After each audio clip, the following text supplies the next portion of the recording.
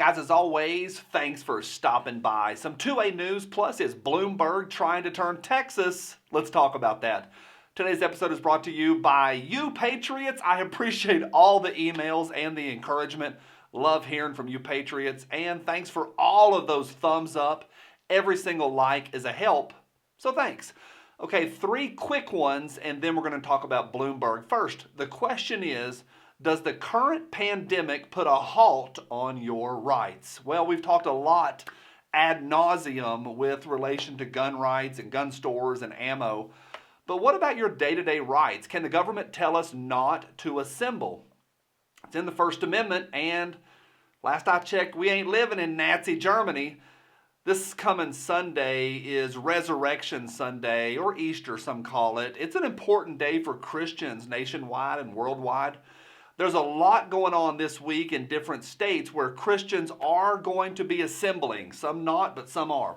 Lawsuits are already filed, and judges today are hearing cases on all of this. Now, that's as far as I'm going on this topic because it's not 2A specific. But what I do want all of us, regardless if you're a believer or not, regardless of all that, to pay attention to this entire situation, because there's a lot of overlaps between the First Amendment and the Second Amendment. I think maybe dovetail is a better word, so let's pay attention to that. Second, y'all have asked repeatedly for Duncan Lemp updates, and he was the guy that was shot by police in a no-knock raid while in bed with his girlfriend.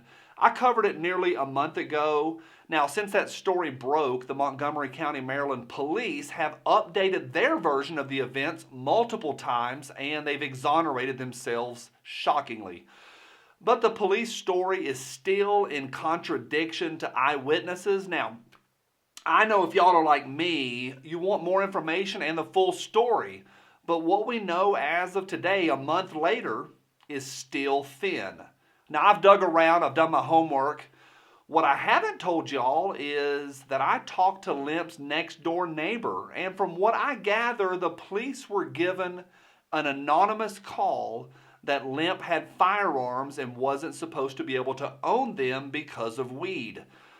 But that call came at the beginning of the year, so acting on a between 2 and 3 month old anonymous tip, the police showed up at the kid's house and shot him and his girlfriend through an exterior wall, killing Lemp and injuring the young lady. Now, this next part is 100% just me. It's conjecture and hearsay. But from what I can gather, the kid was definitely a gun guy, and he was in a militia, it looked like, or was kind of flirting around with a militia. And he was either a weed smoker, or I've also heard that he had a prescription for medical marijuana. But my guess, this is me, my guess is the anonymous tip was that Duncan Lemp was a smoker, and therefore, because of the draconian Maryland law, the police no-knocked his house and killed him. Now, I'm going to stay on it, but I think when a militia member gets shot through the exterior wall of his house, it matters, and we need to pay attention.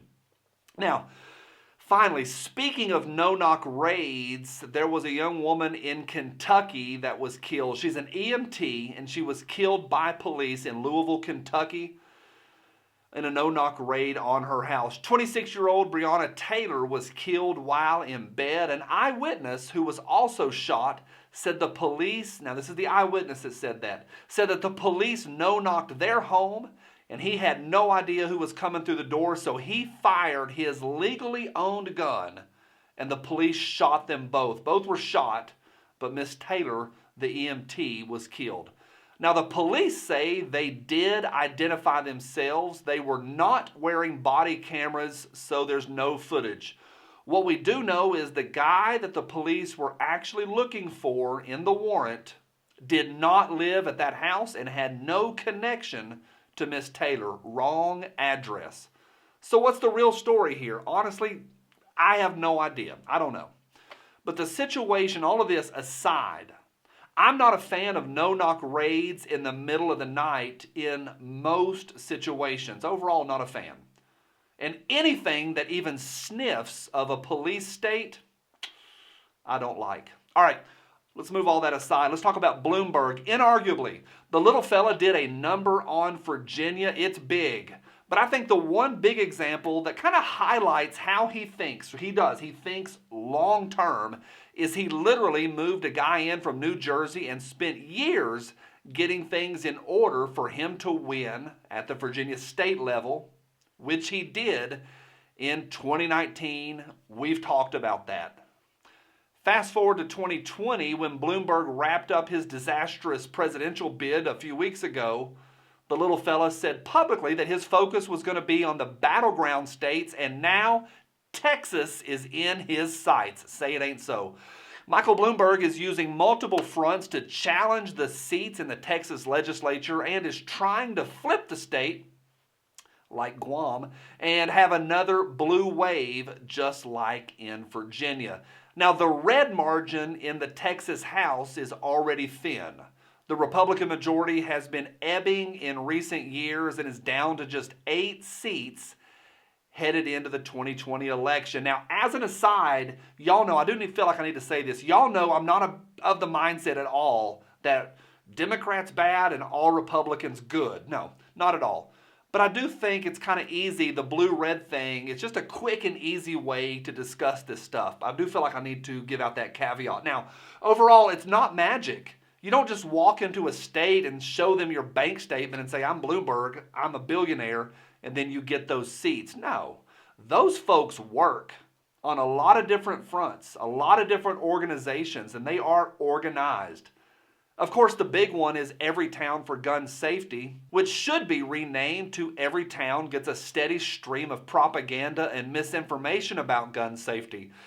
Everytown is a well-funded dumpster fire of lies. You can quote me on that, but they are certainly well-funded. Now, the other big one that's going after the seats in Texas is Swing Left, a Bloomberg-funded organization specifically designed to go after swing states, and Texas is in their sights. And why? Why does all of this matter? Well, even though Bloomberg is clueless when it comes to the Second Amendment, he wants you disarmed. It's true. That's unequivocal. Now, he gets full-time 24-hour armed guards, 24/7 armed guards at his house, protecting his family. But for you and yours, you get to call the government for help whenever you need it. And that, my friends, is unacceptable. So, right now, Texas is in a battle. What do? Well, there's a boatload of Texas folks who watch. Shout out to Texas. What do y'all think? How can we, on the outside looking in, how can we help you guys and gals out? Leave a comment. Let's have a conversation about that. Hey, if you like this Second Amendment shirt, there is a link right down below to shallnotcomply.com and to the little fella Michael Bloomberg from my cold, dead hands. Thanks for stopping by. Bye.